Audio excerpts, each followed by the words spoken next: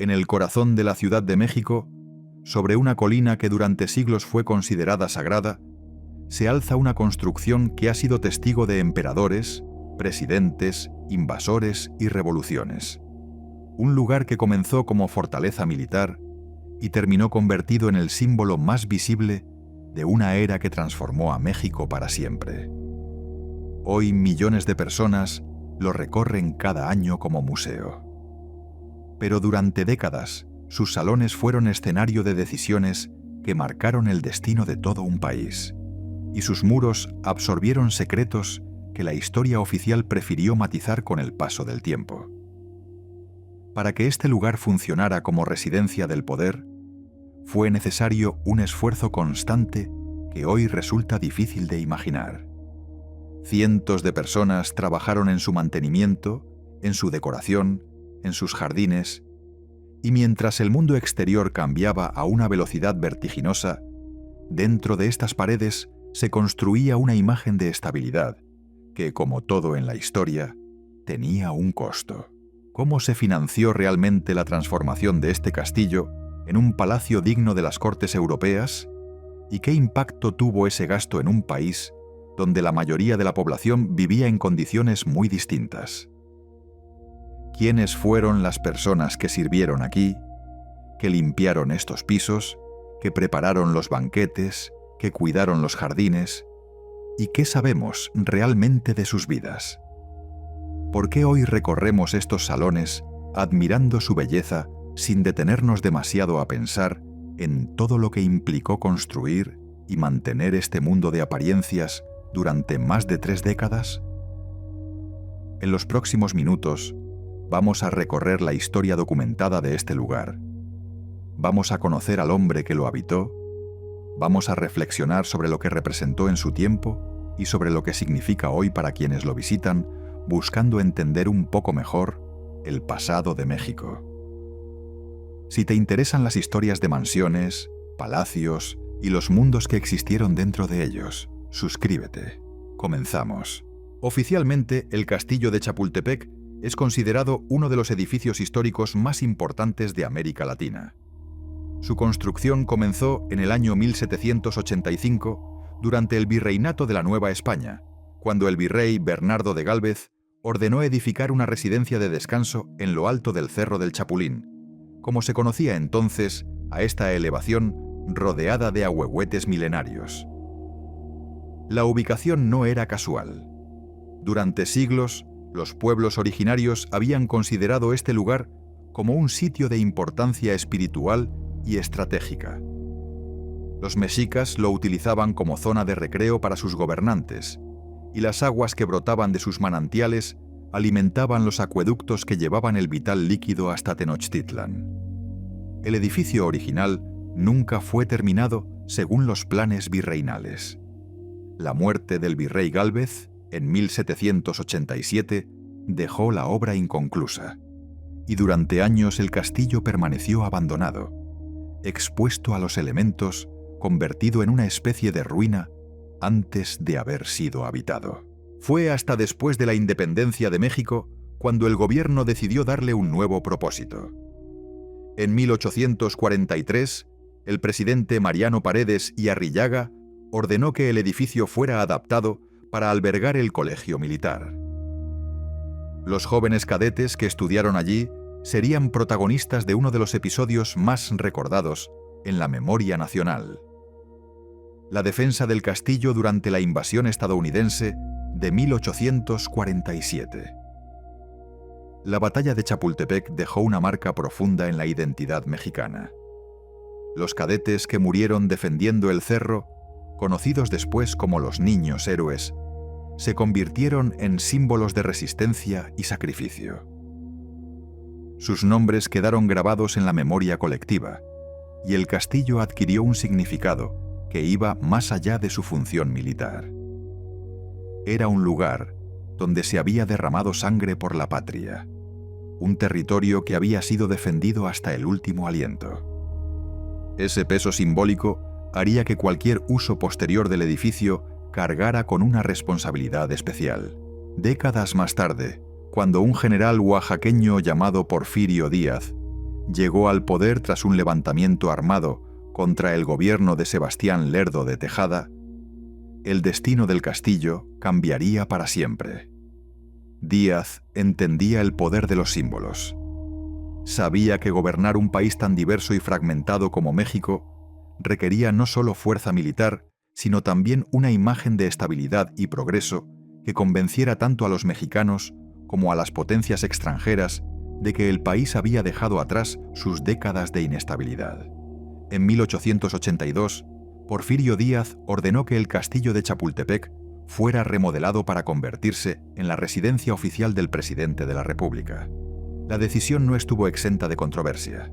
Algunos consideraban que utilizar un sitio con tanta carga histórica como vivienda personal era inapropiado. Otros señalaban el enorme costo que implicaría transformar una construcción militar en un palacio habitable. Pero Díaz tenía una visión clara de lo que quería proyectar.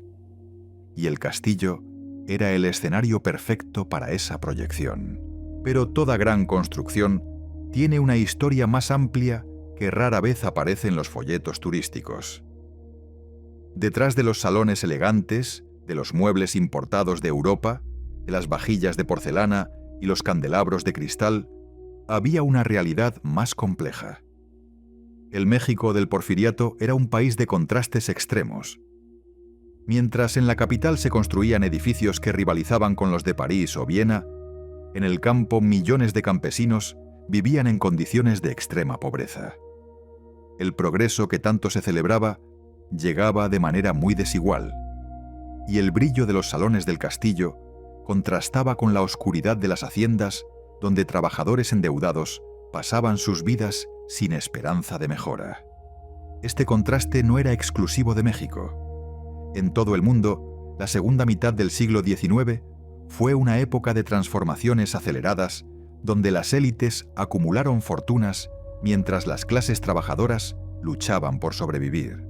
Pero en pocos lugares ese contraste fue tan visible como en el México de Porfirio Díaz, donde la modernización se convirtió en una obsesión del gobierno y donde el castillo de Chapultepec funcionó como el escenario principal de esa representación. La transformación del castillo comenzó poco después de que Díaz se instalara en el poder de manera definitiva. Las obras de remodelación se extendieron durante años, y en ellas participaron arquitectos, artistas y artesanos, tanto mexicanos como extranjeros. El objetivo era crear un espacio que reflejara la grandeza que Díaz quería proyectar. Un lugar donde los visitantes extranjeros pudieran sentirse en un ambiente familiar, donde los embajadores y empresarios que llegaban a México buscando oportunidades de inversión encontraran señales de que el país había entrado finalmente en la modernidad. Los trabajos incluyeron la instalación de sistemas de iluminación eléctrica, algo que en aquella época era considerado un lujo extraordinario. También se construyeron jardines al estilo europeo. Se importaron muebles de Francia, alfombras de Persia, cortinas de seda y obras de arte que decoraban los muros de los salones principales. El costo de estas mejoras fue significativo, aunque las cifras exactas varían según las fuentes consultadas. Lo que sí está documentado es que el presupuesto destinado al mantenimiento de la residencia presidencial creció de manera constante durante las décadas del Porfiriato. Porfirio Díaz no vivía solo en el castillo. Lo acompañaba su segunda esposa, Carmen Romero Rubio, una mujer 34 años menor que él, proveniente de una familia de la alta sociedad mexicana. Carmen, conocida popularmente como Carmelita, jugó un papel fundamental en la transformación del castillo en un espacio de representación social.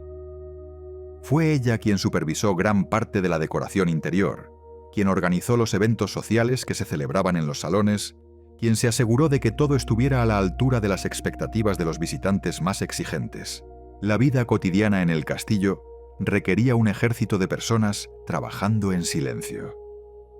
Cocineros, mucamas, jardineros, cocheros, guardias, secretarios y asistentes de todo tipo formaban parte de la estructura que hacía posible el funcionamiento de la residencia. Algunos historiadores estiman que en los momentos de mayor actividad, más de 100 personas trabajaban de manera permanente en el castillo y sus alrededores. Estas personas, cuyos nombres rara vez aparecen en los libros de historia, eran las responsables de que el mecanismo funcionara sin interrupciones. Las jornadas laborales de estos trabajadores eran largas. Comenzaban antes del amanecer y se extendían hasta bien entrada la noche. Los salarios, aunque probablemente superiores a los que se pagaban en otros sectores de la economía, no eran extraordinarios. Y las condiciones de trabajo dependían en gran medida de la voluntad de quienes los supervisaban. En aquella época no existían leyes laborales que protegieran a los trabajadores. No había sindicatos ni mecanismos de queja. El sistema funcionaba sobre la base de la lealtad personal y la necesidad económica. Dentro de los muros del castillo se desarrollaba una vida paralela a la del resto del país. Mientras afuera las tensiones sociales iban en aumento, mientras los campesinos despojados de sus tierras se organizaban en movimientos de protesta, mientras los obreros de las fábricas textiles exigían mejores condiciones, dentro del castillo todo parecía funcionar con una calma artificial. Los banquetes se sucedían, los visitantes ilustres iban y venían, y Porfirio Díaz envejecía lentamente en medio de un lujo que él mismo había construido. Es probable que Díaz creyera genuinamente que estaba haciendo lo correcto para México. Sus defensores señalan que durante su gobierno se construyeron miles de kilómetros de vías férreas, se establecieron industrias, se modernizó la infraestructura de las ciudades principales. Sus críticos responden que todo ese progreso se logró a costa de la libertad política, de los derechos de los campesinos, de la explotación de los trabajadores. La verdad, como suele ocurrir en la historia, probablemente se encuentra en algún punto intermedio, en ese espacio incómodo donde las buenas intenciones conviven con las consecuencias no deseadas. El castillo fue testigo de todo esto. Sus paredes escucharon las conversaciones donde se decidían los destinos de personas que nunca pisarían sus salones. Sus ventanas miraban hacia una ciudad que crecía y cambiaba, pero que también acumulaba resentimientos que tarde o temprano encontrarían una válvula de escape. Y mientras tanto, la vida seguía su curso con esa normalidad engañosa que caracteriza a los períodos previos a las grandes transformaciones. Los viajeros extranjeros que visitaban México durante el Porfiriato solían quedar impresionados por el castillo. En sus cartas y diarios describían la belleza de los jardines, la elegancia de los salones, la hospitalidad de sus anfitriones. Algunos comparaban favorablemente la residencia mexicana con los palacios europeos, lo cual era precisamente el efecto que Díaz buscaba lograr.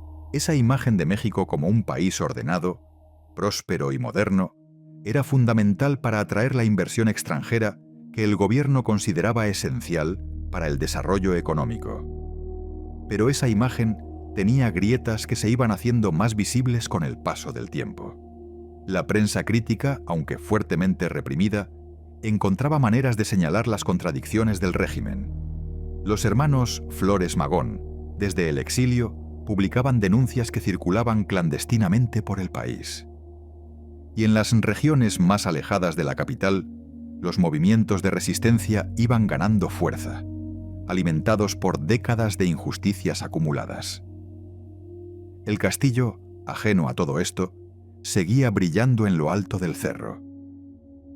Sus luces podían verse desde varios puntos de la ciudad cuando caía la noche. Era un recordatorio constante de que allí arriba vivía el hombre que controlaba los destinos de México, el general que había prometido orden y progreso, y que había cumplido su promesa de maneras que no todos estaban dispuestos a celebrar. Carmen Romero Rubio había llegado al castillo siendo una joven de apenas 17 años, cuando contrajo matrimonio con Porfirio Díaz, en 1881. Él ya era un hombre maduro, viudo de su primera esposa Delfina Ortega, con hijos adultos y una trayectoria militar que lo había convertido en uno de los personajes más influyentes del país. El matrimonio, según algunos historiadores, tuvo motivaciones tanto personales como políticas.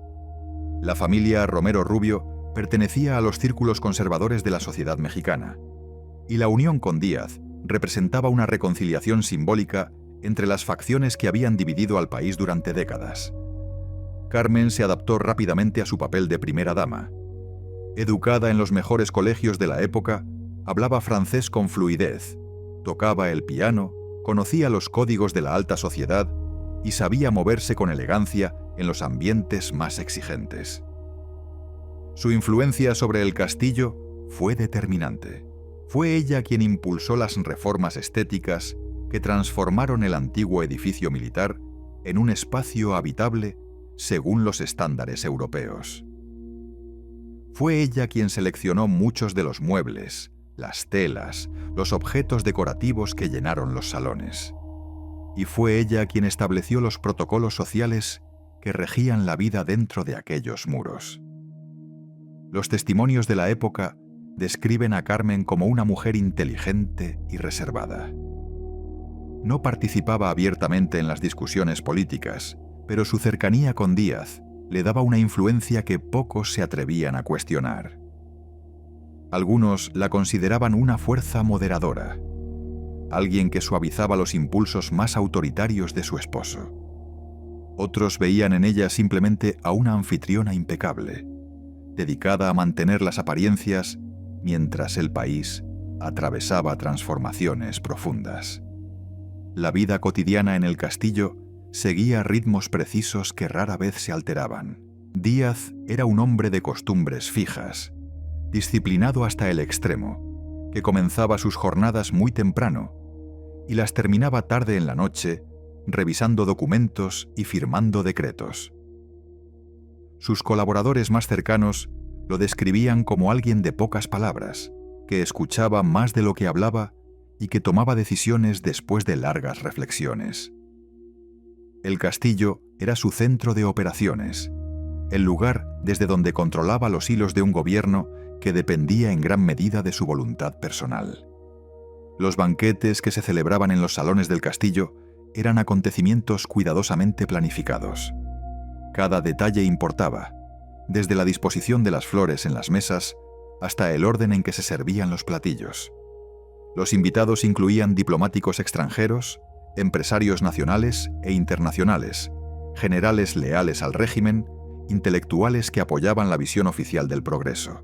Estas reuniones no eran simples eventos sociales, sino ejercicios de poder donde se negociaban concesiones, se establecían alianzas y se enviaban mensajes sutiles sobre el rumbo del país. Pero como ocurrió con muchas construcciones de esta escala, el verdadero desafío no fue levantar el castillo ni decorarlo con lujos importados. El verdadero desafío fue sostenerlo, día tras día, año tras año, durante más de 3 décadas. Y ese sostenimiento requería recursos que no siempre eran visibles para quienes solo veían el resultado final. En aquella época, las grandes construcciones requerían un esfuerzo humano constante que hoy resulta difícil de dimensionar.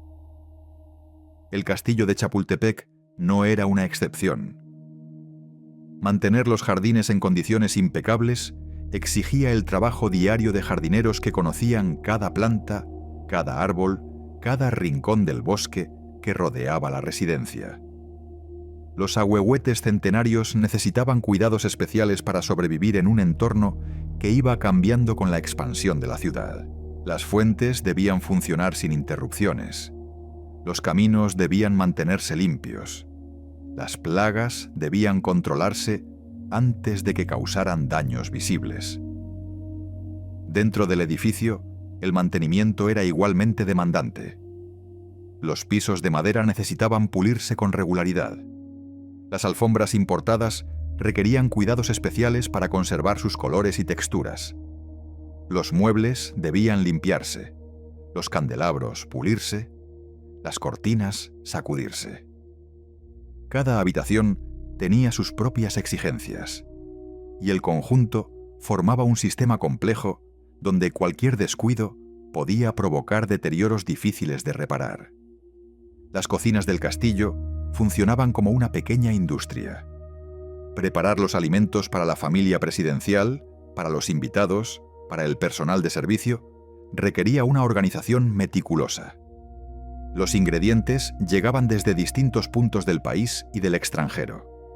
Algunos productos, considerados esenciales para mantener el nivel de la mesa presidencial, se importaban directamente de Europa. El vino venía de Francia, ciertos quesos de Italia, especias de lugares remotos que probablemente los cocineros nunca visitarían. Todo esto tenía un costo que se acumulaba mes tras mes, año tras año.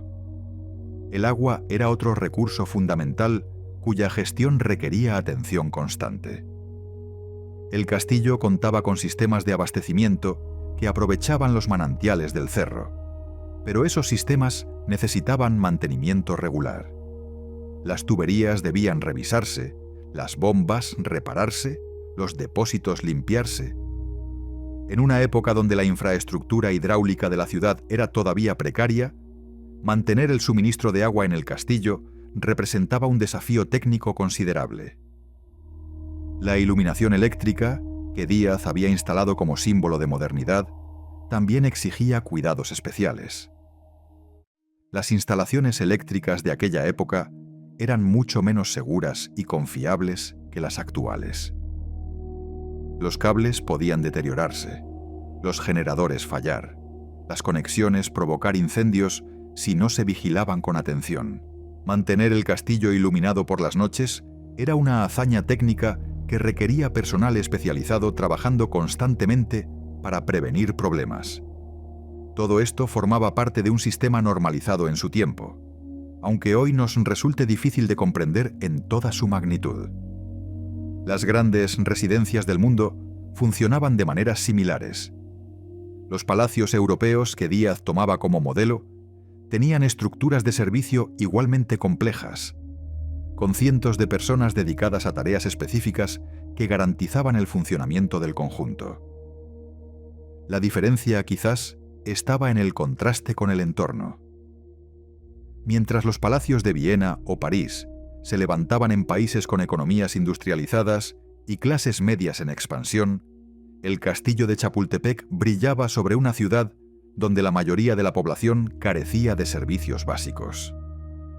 Ese contraste no pasaba desapercibido para todos. Los viajeros más observadores que visitaban México durante el Porfiriato notaban la diferencia entre el esplendor de los espacios oficiales y la pobreza de los barrios populares. Algunos lo comentaban en sus escritos, aunque generalmente con el tono condescendiente propio de la época, atribuyendo las desigualdades a supuestas diferencias culturales o raciales que hoy rechazamos como prejuicios infundados. Pero la observación de fondo era correcta. El México del Porfiriato era un país donde la riqueza se concentraba en pocas manos, mientras la mayoría luchaba por sobrevivir. Porfirio Díaz era consciente de estas tensiones, aunque probablemente las interpretaba de manera diferente a como las entendemos hoy. Para él, según se desprende de sus declaraciones y acciones, el progreso era un proceso gradual que eventualmente beneficiaría a todos los mexicanos. El orden era la condición necesaria para ese progreso, y el orden requería mano firme. Si algunos sectores de la población debían esperar más tiempo para disfrutar de los beneficios de la modernización, eso era un costo temporal que el país debía pagar para alcanzar un futuro mejor. Esta visión, compartida por muchos gobernantes de su época, tenía consecuencias concretas en la vida de millones de personas. Las tierras comunales de los pueblos indígenas fueron privatizadas y vendidas a grandes hacendados. Los trabajadores que se organizaban para exigir mejores condiciones eran reprimidos con dureza. La prensa crítica era silenciada mediante la censura o la violencia directa. El sistema electoral, aunque formalmente existente, estaba diseñado para garantizar resultados favorables al régimen. Todo esto ocurría mientras en el castillo se celebraban banquetes y se recibía a visitantes ilustres que elogiaban la estabilidad de México. Los herederos del sistema que Díaz construyó tendrían que enfrentar las consecuencias de estas contradicciones. Pero durante las décadas centrales del Porfiriato, Entre 1880 y 1905 aproximadamente, el régimen parecía sólidamente establecido. Los críticos eran pocos y estaban dispersos. La oposición organizada era prácticamente inexistente dentro del país. Y el castillo de Chapultepec funcionaba como el símbolo visible de esa estabilidad aparente. Las celebraciones del centenario de la independencia, que tuvieron lugar en septiembre de 1910, representaron el momento culminante de esa era. Díaz, que para entonces tenía 80 años, organizó una serie de eventos que buscaban mostrar al mundo los logros de su gobierno. Se inauguraron monumentos, se celebraron desfiles, se ofrecieron banquetes a delegaciones de todo el mundo. El castillo de Chapultepec fue escenario de algunas de las recepciones más importantes, donde la élite mexicana y los visitantes extranjeros brindaron por el futuro de un país que parecía haber encontrado finalmente su rumbo. Pero debajo de esa superficie brillante, las tensiones acumuladas durante décadas estaban a punto de estallar. En el norte del país, un hacendado llamado Francisco I. Madero había comenzado a organizar una oposición que pronto se convertiría en revolución. Las demandas de democracia y justicia social que el régimen había ignorado durante tanto tiempo encontraban finalmente un cauce, y el castillo, que había sido testigo silencioso de tantas decisiones que afectaron el destino del país, estaba a punto de presenciar el derrumbe de todo un sistema. ¿Puede una familia sostener algo pensado para durar más que ella? La pregunta resulta pertinente cuando pensamos en la relación de Porfirio Díaz con el castillo que habitó durante tantos años.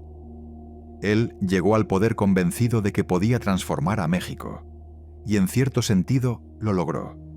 Pero esa transformación tuvo costos que él mismo no anticipó, y el edificio que eligió como símbolo de su gobierno terminaría sobreviviéndolo de maneras que probablemente no imaginó. Carmen Romero Rubio, la mujer que había convertido el castillo en un hogar, tendría que abandonarlo junto con su esposo cuando la revolución los obligó al exilio. Ella, que había supervisado cada detalle de la decoración, que había organizado cientos de eventos sociales, que había recibido a reyes y presidentes en aquellos salones, se vería forzada a dejar todo atrás para embarcarse hacia Europa sin saber si alguna vez regresaría. Los objetos que llenaban el castillo, los muebles, las pinturas, los libros, las vajillas, quedaron como testigos mudos de una era que terminaba. Algunos fueron preservados, otros desaparecieron en el caos de los años siguientes, otros cambiaron de manos y de significado. El castillo mismo pasó por distintos usos antes de convertirse en el museo que es hoy. Cada transformación añadió nuevas capas de historia sobre las anteriores, creando un palimpsesto donde las épocas se superponen sin borrarse del todo. Los trabajadores que habían mantenido el castillo funcionando durante décadas tuvieron destinos diversos. Algunos siguieron empleados bajo los nuevos gobiernos, adaptándose a las circunstancias cambiantes con la flexibilidad que la supervivencia exige. Otros perdieron sus empleos y tuvieron que buscar nuevas formas de ganarse la vida en un país convulsionado por la guerra civil. Sus historias, en su mayoría, no fueron registradas por nadie. Formaban parte de ese ejército invisible sin el cual ninguna gran casa puede funcionar, pero que rara vez aparece en los libros de historia.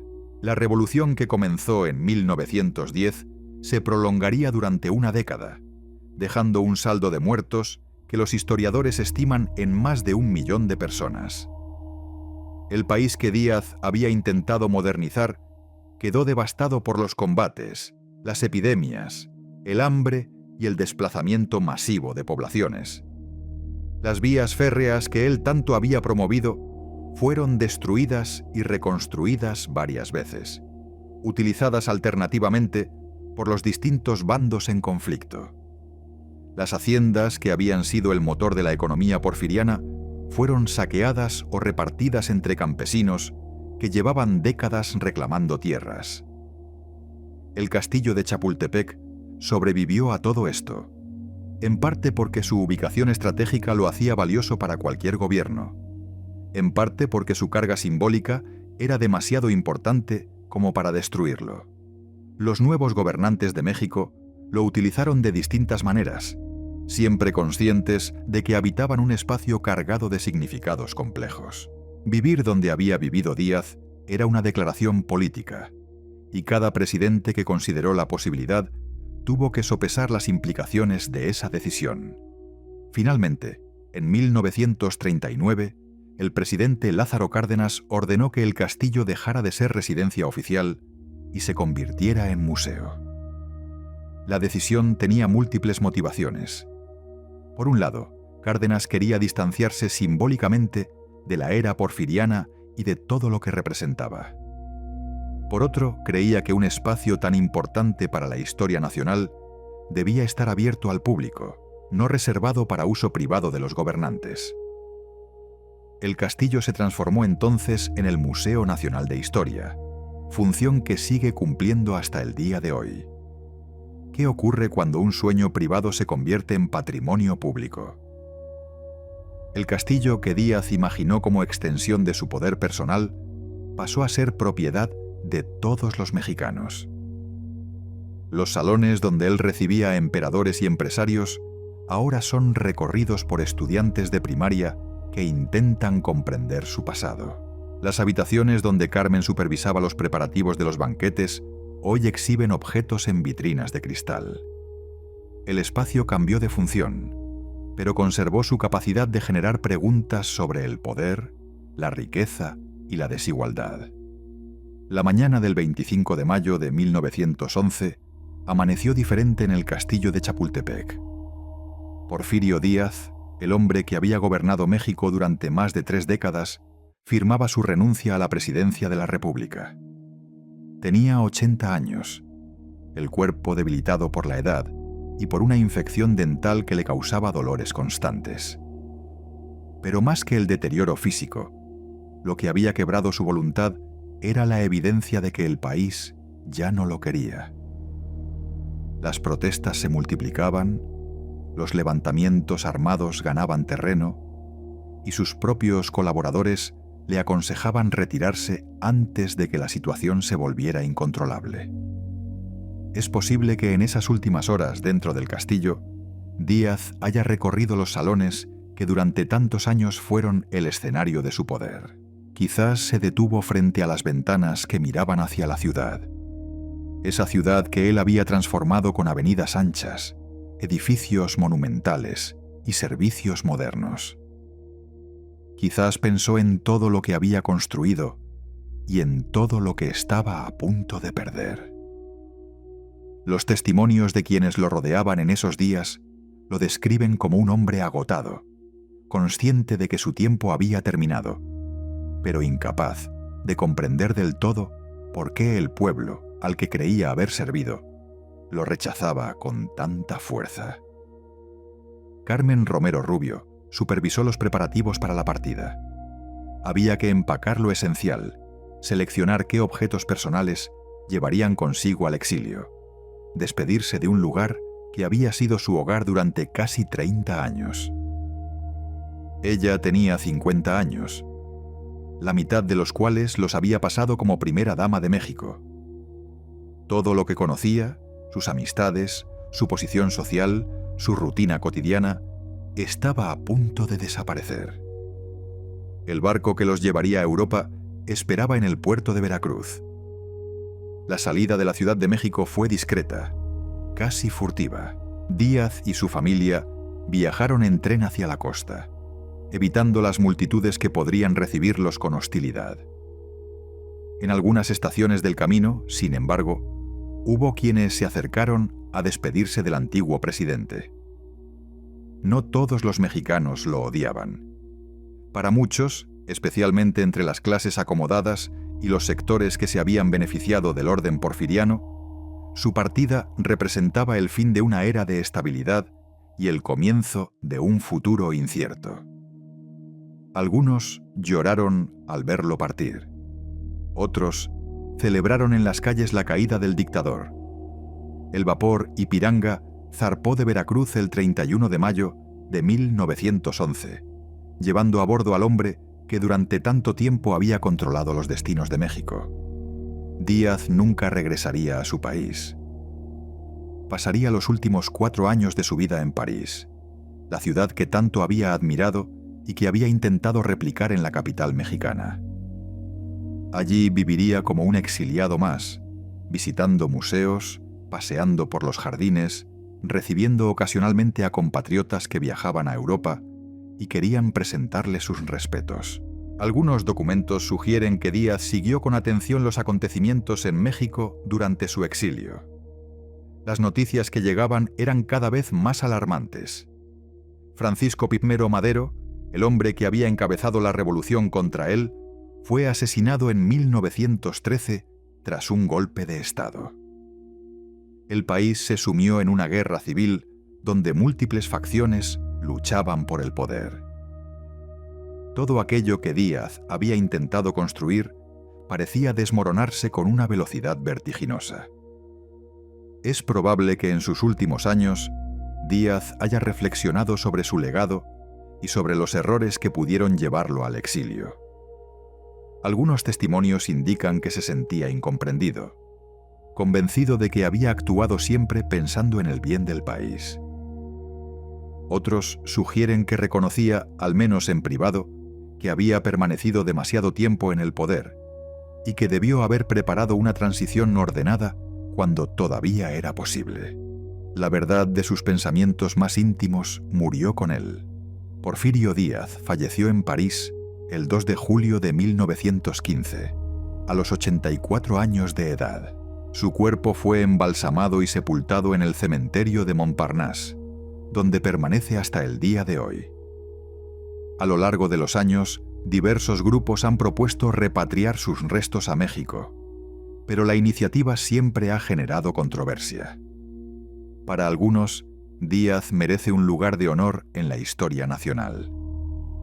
Para otros, traerlo de vuelta sería una afrenta a la memoria de quienes sufrieron bajo su gobierno. El debate sigue abierto más de un siglo después de su muerte. Carmen Romero Rubio sobrevivió a su esposo casi 3 décadas. Regresó a México en 1934, cuando las aguas de la Revolución se habían calmado lo suficiente como para que pudiera volver sin temor a represalias. Vivió sus últimos años de manera discreta, alejada de la vida pública, en una casa mucho más modesta que el castillo donde había reinado durante tanto tiempo. Murió en 1944, a los 80 años, y fue sepultada en el Panteón francés de la Ciudad de México. Los periódicos de la época apenas mencionaron su fallecimiento. La mujer, que había sido una de las figuras más importantes del porfiriato, se había convertido en una anciana olvidada por casi todos. Mientras tanto, el castillo de Chapultepec había comenzado una nueva etapa de su larga historia. Después de la renuncia de Díaz, el edificio fue utilizado de diversas maneras por los gobiernos revolucionarios. Algunos presidentes lo habitaron brevemente. Otros prefirieron mantener distancia de un lugar tan asociado con el antiguo régimen. Las luchas entre las distintas facciones revolucionarias dejaron su marca en todo el país, aunque el castillo mismo no sufrió daños significativos durante los combates. La transformación más importante llegó con Lázaro Cárdenas, el presidente que nacionalizó el petróleo y que impulsó reformas agrarias de gran alcance. Cárdenas entendía el poder de los símbolos tanto como lo había entendido Díaz, pero sus símbolos eran diferentes. Para él, un presidente de un país que aspiraba a la justicia social no debía vivir en un palacio mientras millones de ciudadanos carecían de lo básico. La decisión de convertir el castillo en museo fue coherente con esa visión. El espacio que había sido privado se volvía público. El lujo de unos pocos se convertía en patrimonio de todos. El Museo Nacional de Historia abrió sus puertas en 1944. Desde entonces, millones de personas han recorrido sus salas, contemplando los murales de artistas como Juan O'Gorman y David Alfaro Siqueiros, observando los objetos que pertenecieron a distintas épocas de la historia mexicana, asomándose a las habitaciones donde Díaz y Carmen vivieron su vida cotidiana. El castillo dejó de ser un hogar para convertirse en un espacio educativo, un lugar donde las nuevas generaciones pueden reflexionar sobre el pasado de su país. Pero la conversión en museo no borró las huellas del porfiriato. Al contrario, las preservó de una manera que quizás el propio Díaz no habría imaginado. Los visitantes pueden ver la recámara donde dormía el presidente, con su cama de latón y sus muebles de época.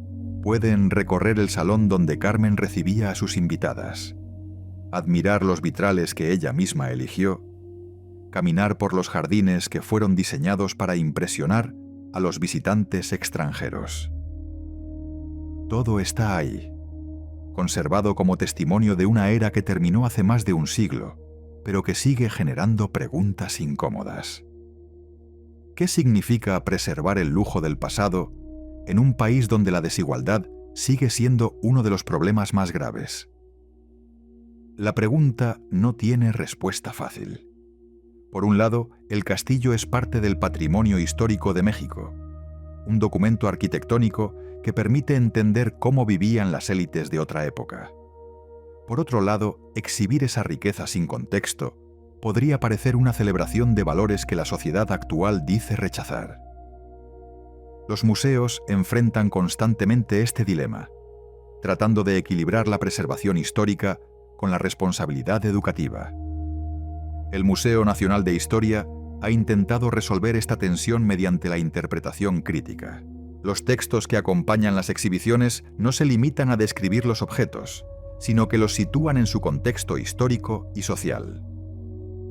Los visitantes pueden admirar la belleza de los salones, pero también aprender sobre las condiciones de vida de la mayoría de los mexicanos durante el Porfiriato. Los murales que decoran algunas paredes del castillo ofrecen una visión alternativa de la historia, donde los héroes no son los gobernantes, sino los pueblos que lucharon por la justicia. Esta doble lectura hace del castillo un espacio particularmente interesante para reflexionar sobre la historia. No es un lugar donde las respuestas estén dadas de antemano, sino un espacio donde las preguntas surgen naturalmente. ¿Quiénes construyeron todo esto y qué recibieron a cambio? ¿Cómo fue posible que tanta riqueza coexistiera con tanta pobreza? ¿Qué podemos aprender del pasado para no repetir sus errores? Estas preguntas no tienen respuestas simples, pero el hecho de formularlas ya representa un avance respecto a épocas donde la historia se contaba como una sucesión de grandes hombres y sus hazañas. Los jardines del castillo siguen siendo uno de sus atractivos principales. Los ahuehuetes que Díaz contemplaba desde sus ventanas siguen en pie, algunos con edades que se miden en siglos. El bosque de Chapultepec, que rodea el cerro donde se levanta el edificio, es hoy uno de los pulmones verdes más importantes de la Ciudad de México. Miles de personas lo visitan cada fin de semana para pasear, hacer ejercicio, reunirse con sus familias. Probablemente la mayoría no piensa demasiado en la historia del lugar mientras camina por sus senderos. Y quizás eso también sea una forma de justicia histórica, el espacio que fue privado convertido en área de recreo para todos. Desde lo alto del castillo, la vista de la ciudad ha cambiado dramáticamente. Donde antes había campos de cultivo y caseríos dispersos, ahora se extiende una mancha urbana que parece no tener fin. Los edificios modernos han reemplazado a las construcciones coloniales. Las avenidas se han multiplicado. El tráfico fluye constante a todas horas. La Ciudad de México actual es incomparablemente más grande y compleja que la que conoció Porfirio Díaz. Pero algunos de sus problemas fundamentales siguen siendo los mismos. La desigualdad persiste, la pobreza afecta a millones de personas, el acceso a oportunidades sigue dependiendo en gran medida del lugar donde uno nace. El castillo observa todo esto desde su colina, como lo ha hecho durante más de 2 siglos. Ha visto pasar virreyes, emperadores, presidentes, revolucionarios, turistas. Ha sido fortaleza militar, residencia imperial, escuela de cadetes, hogar presidencial, museo público. Cada transformación ha dejado su huella en sus muros, creando un edificio que es al mismo tiempo uno y múltiple, donde las capas de historia se superponen sin anularse mutuamente. Los trabajadores que hoy mantienen el castillo funcionando son herederos de aquellos que lo cuidaban durante el Porfiriato, aunque sus condiciones laborales sean presumiblemente diferentes. Los jardineros siguen podando los arbustos y regando las plantas. El personal de limpieza mantiene los pisos brillantes y las vitrinas libres de polvo. Los guías conducen a los visitantes por las salas, explicando la historia de cada espacio. El museo funciona gracias a ese trabajo constante que rara vez es reconocido, pero sin el cual nada sería posible. En cierto sentido, el castillo sigue siendo lo que siempre fue: un espacio que requiere esfuerzo humano constante para mantenerse en pie. La diferencia es que ahora ese esfuerzo está al servicio de todos los mexicanos, no solo de una familia privilegiada.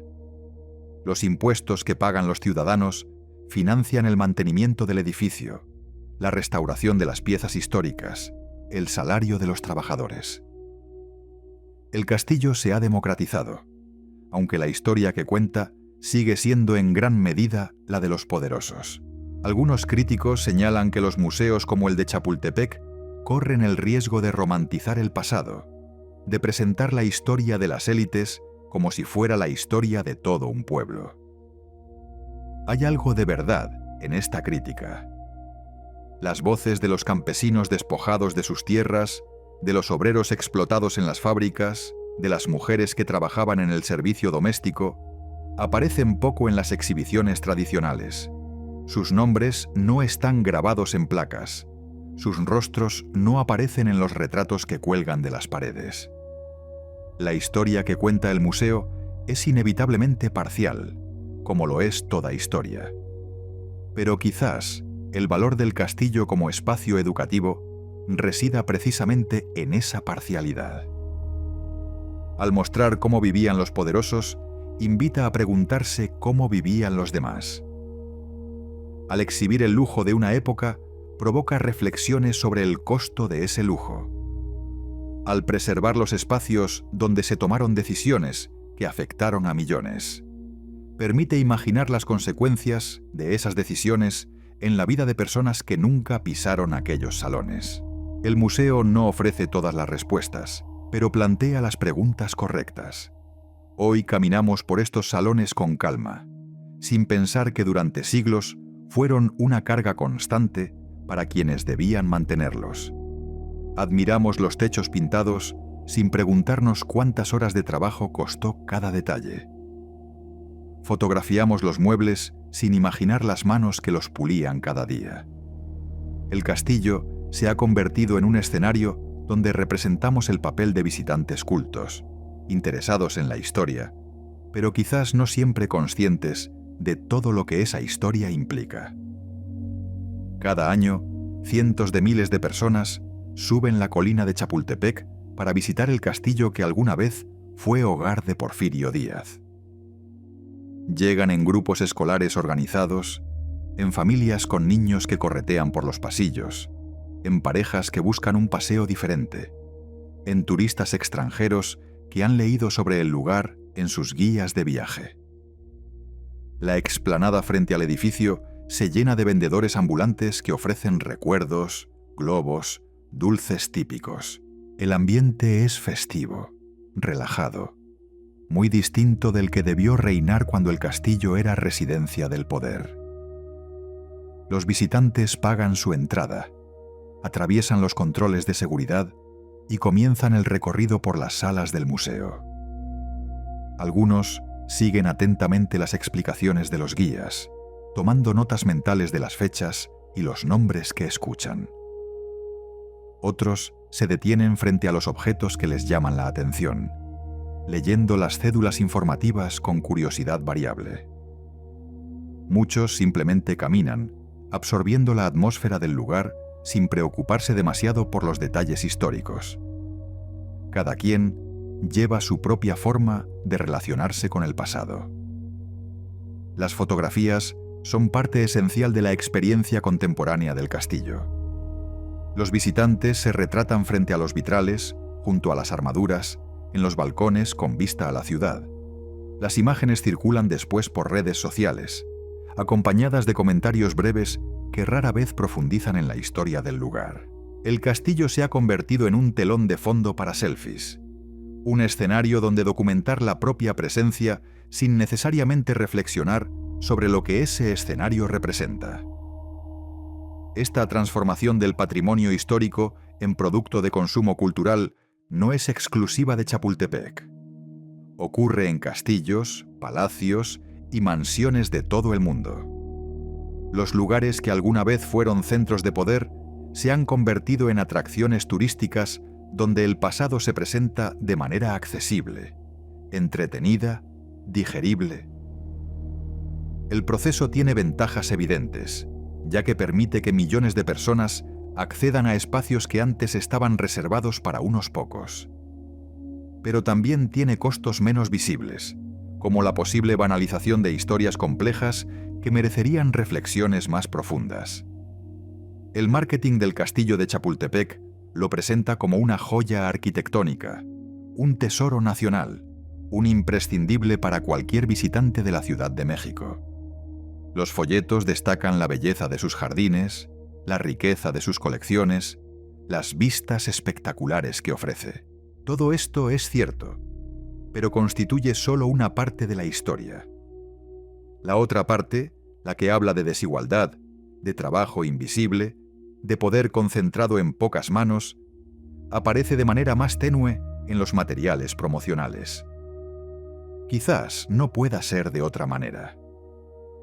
Los museos dependen de los visitantes para justificar su existencia y obtener recursos para su mantenimiento.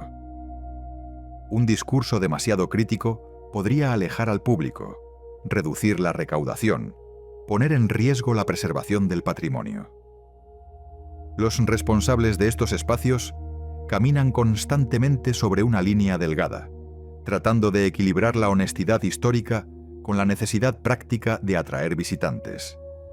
No es una tarea fácil, y probablemente no existe una solución perfecta.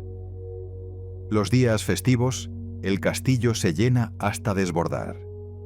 Las filas para entrar pueden extenderse durante horas bajo el sol del altiplano. Los pasillos se congestionan de personas que avanzan lentamente, intentando ver algo entre las cabezas de quienes tienen delante. En esos momentos, la experiencia del museo se parece más a la de un centro comercial en temporada de ofertas que a la de un espacio de reflexión histórica. Pero quizás eso también tenga su valor, el patrimonio dejando de ser propiedad de élites culturales para convertirse en experiencia compartida por todos los sectores de la sociedad. Los niños que visitan el castillo con sus escuelas probablemente no comprenden del todo lo que están viendo. Para ellos, el lugar es simplemente un edificio grande y antiguo donde los llevaron de paseo. Algunos recordarán la excursión con cariño, otros la olvidarán rápidamente. Pero es posible que en algún momento de sus vidas, quizás años después, alguno de esos niños recuerde haber estado ahí y sienta curiosidad por saber más.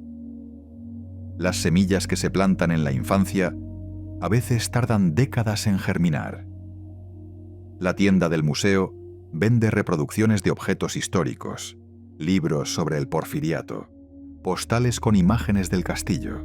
Los visitantes pueden llevarse un pedazo del lugar a sus casas, un recuerdo tangible de su paso por ese espacio cargado de historia. El comercio se mezcla con la educación de maneras que habrían resultado extrañas para generaciones anteriores, pero que hoy nos parecen completamente normales. Así funcionan los museos contemporáneos, como híbridos entre instituciones culturales y empresas de entretenimiento. Fuera del castillo, la ciudad sigue su ritmo acelerado. El tráfico fluye por las avenidas que rodean el bosque de Chapultepec. Miles de automóviles transportando a millones de personas hacia sus destinos cotidianos. Los edificios de oficinas se alzan en el horizonte, símbolos de una modernidad diferente a la que soñó Porfirio Díaz, pero que en cierto sentido continúa su legado de transformación urbana. La Ciudad de México no ha dejado de cambiar desde aquellos tiempos, y probablemente nunca dejará de hacerlo. La desigualdad que caracterizó al porfiriato no ha desaparecido. Ha cambiado de formas, se ha adaptado a nuevas circunstancias, pero sigue siendo uno de los rasgos distintivos de la sociedad mexicana. Los barrios elegantes del poniente de la ciudad contrastan con las colonias populares del oriente, igual que el castillo contrastaba con los tugurios que lo rodeaban hace más de un siglo. El progreso ha llegado a muchos, pero no a todos. Las promesas de desarrollo que cada gobierno hace siguen cumpliéndose de manera desigual. Algunos visitantes del castillo establecen estas conexiones mientras recorren sus salas. Miran los retratos de Díaz y piensan en los gobernantes actuales. Observan el lujo de las habitaciones y lo comparan con las carencias que conocen en sus propias comunidades. El pasado les sirve como espejo para entender el presente, que es precisamente una de las funciones que debería cumplir la historia. Otros visitantes prefieren no hacer esas conexiones, disfrutar del paseo sin cargarlo de significados políticos. Ambas actitudes son legítimas, y el museo debe dar cabida a las dos. La noche cae sobre Chapultepec y el castillo cierra sus puertas. Los últimos visitantes descienden la colina mientras el personal comienza las tareas de limpieza y vigilancia nocturna. Las luces se encienden en algunos puntos estratégicos, iluminando la fachada del edificio de manera que resulte visible desde varios puntos de la ciudad. El castillo brilla en la oscuridad, igual que brillaba cuando Díaz lo habitaba, aunque ahora no hay nadie asomado a las ventanas contemplando la capital. En las noches silenciosas, es fácil imaginar que el edificio guarda secretos que nunca serán revelados. Las paredes que escucharon tantas conversaciones, las habitaciones que presenciaron tantos momentos íntimos, los pasillos que fueron recorridos por tantas personas cuyos nombres se han olvidado. Todo eso forma parte de una historia que los documentos solo pueden capturar parcialmente. Lo que sentía Díaz cuando miraba hacia la ciudad, lo que pensaba Carmen cuando supervisaba los preparativos de un banquete, lo que experimentaban los sirvientes cuando terminaban sus largas jornadas. Esas dimensiones humanas de la historia se nos escapan irremediablemente. Esta mansión no fue un monstruo ni una víctima. Fue el resultado de una época, de una forma de entender el poder, la riqueza y el legado. Porfirio Díaz construyó su residencia siguiendo los modelos que admiraba, creyendo probablemente que estaba haciendo algo grande y duradero. Carmen Romero Rubio la convirtió en un hogar donde la elegancia y el protocolo se combinaban con momentos de intimidad familiar. Los trabajadores que la mantuvieron funcionando cumplían con sus obligaciones a cambio de un salario que les permitía sobrevivir. Cada uno de estos actores tenía su propia perspectiva, sus propias motivaciones, su propia verdad. El castillo los sobrevivió a todos. Sigue en pie cuando los huesos de Díaz descansan en un cementerio parisino, cuando Carmen lleva décadas sepultada en la ciudad que la vio nacer, cuando los trabajadores que pulían sus pisos se han convertido en polvo anónimo. Las piedras duran más que las personas. Los edificios trascienden a quienes los habitan. Quizás por eso nos fascinan tanto los lugares históricos, porque nos recuerdan nuestra propia mortalidad mientras nos ofrecen la ilusión de permanencia. Las casas sobreviven a las personas, y quizás por eso nos fascinan tanto, porque nos recuerdan lo efímero que es todo lo demás. Díaz creyó estar construyendo un legado que duraría siglos, y en cierto sentido lo logró.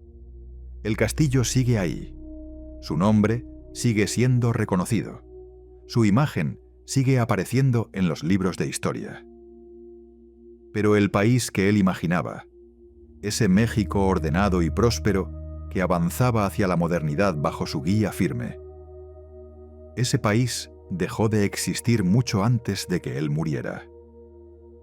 Las revoluciones que temía finalmente llegaron y transformaron todo lo que él había intentado controlar. Carmen quizás entendió mejor que su esposo la fragilidad de todo lo que habían construido. Ella, que había decorado cada habitación con tanto cuidado, tuvo que abandonarlo todo cuando llegó el momento del exilio.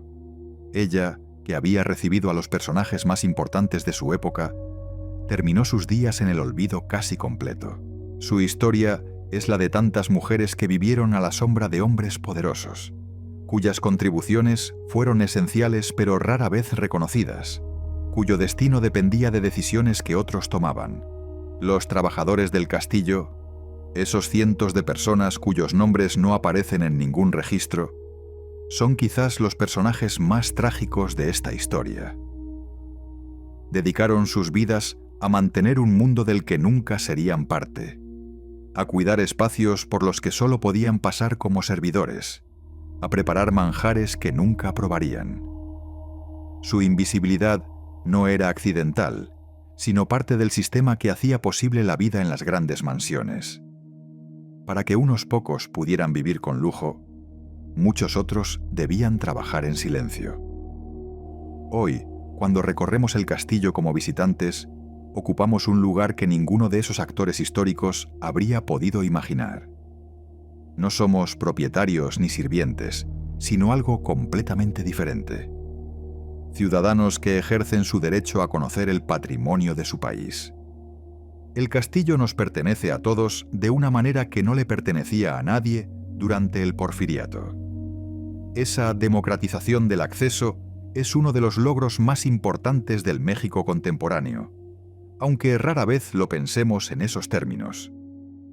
Pero la democratización del acceso no significa que hayamos resuelto las contradicciones que el castillo encarna. Seguimos viviendo en una sociedad desigual. Seguimos teniendo gobernantes que habitan residencias lujosas, mientras muchos ciudadanos carecen de vivienda digna. Seguimos debatiendo sobre el papel del Estado, sobre los límites del poder, sobre el significado del progreso. El castillo de Chapultepec es un recordatorio de que estas preguntas no son nuevas, de que generaciones anteriores lucharon con ellas, y de que probablemente las generaciones futuras seguirán haciéndolo.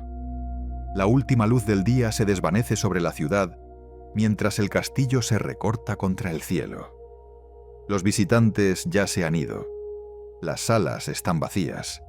El silencio ha regresado a los pasillos. En unas horas amanecerá un nuevo día y el ciclo volverá a comenzar. Los trabajadores llegarán a preparar todo. Las puertas se abrirán. Los visitantes subirán la colina y recorrerán los salones. El castillo seguirá cumpliendo su función de museo, de espacio educativo, de testimonio de una época que ya no existe, pero que sigue influyendo en el presente. Porfirio Díaz murió convencido de que había hecho lo correcto para México. Carmen Romero Rubio murió añorando probablemente los tiempos en que era la mujer más importante del país. Los trabajadores anónimos murieron sin dejar rastro de su paso por la historia. Todos ellos formaron parte de un sistema que produjo el castillo tal como lo conocemos, con su belleza y sus contradicciones, con su esplendor y sus sombras. Y nosotros, los que vivimos en este presente que ellos no pudieron imaginar, tenemos la responsabilidad de mirar ese pasado con ojos críticos, pero también compasivos. Críticos porque no debemos romantizar épocas que fueron injustas para la mayoría. Compasivos porque quienes vivieron entonces eran seres humanos como nosotros, con sus limitaciones y sus circunstancias, con sus sueños y sus errores. La historia no es un tribunal donde juzgamos a los muertos, sino un espejo donde intentamos entendernos a nosotros mismos. El castillo de Chapultepec seguirá en pie cuando todos los que hoy lo visitamos hayamos desaparecido. Seguirá contando su historia a generaciones que aún no han nacido, ofreciendo las mismas preguntas que hoy nos ofrece a nosotros. ¿Qué es el poder y cómo se ejerce? ¿Qué es la riqueza y cómo se distribuye? ¿Qué significa construir algo que pretende durar más que nosotros mismos? Estas preguntas no tienen respuestas definitivas, pero el hecho de formularlas nos hace un poco más humanos. Cuando salgas del museo y desciendas la colina, quizás lleves contigo algo de lo que has visto y escuchado. Quizás pienses en Díaz y en Carmen, en los trabajadores y en los visitantes, en el pasado y en el presente. Quizás te preguntes qué quedará de nuestra época dentro de un siglo, qué edificios seguirán en pie, qué historias se contarán. O quizás simplemente disfrutes del paseo, del aire fresco del bosque, de la compañía de quienes te acompañan. Cualquiera de estas opciones es válida. El castillo estará ahí para cuando quieras volver. Gracias por acompañarnos en este recorrido por la historia del castillo de Chapultepec y de quienes lo habitaron. Gracias por escuchar hasta el final, por reflexionar sobre lo que hemos contado, por dedicar tu tiempo a pensar en el pasado. La historia es importante porque nos ayuda a entender de dónde venimos y hacia dónde podríamos ir. Y los lugares como este castillo son importantes porque nos permiten tocar ese pasado con nuestras propias manos. Descansa.